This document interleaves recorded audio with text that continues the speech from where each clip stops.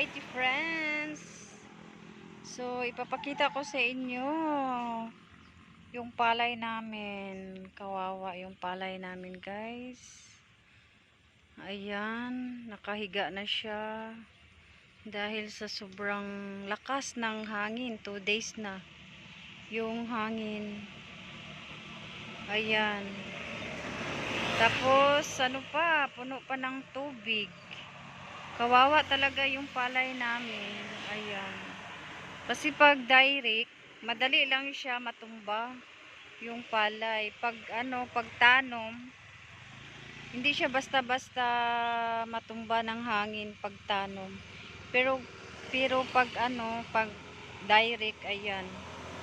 Ayan.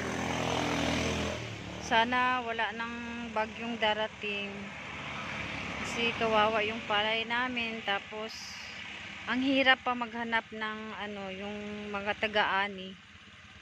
Siguro kami na lang mag-ani nito kung wala talaga kaming mahanap. Ayan, ito yung buhay farmers. Ayan. So,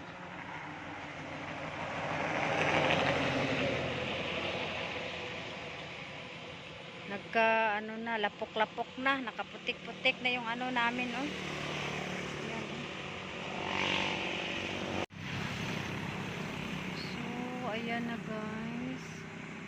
Ayan, yung palay na palay sa kapitbahay namin, para na siyang dagat. Ayan na, hindi na nakikita yung palay. Puro na siya tubig, parang dagat na.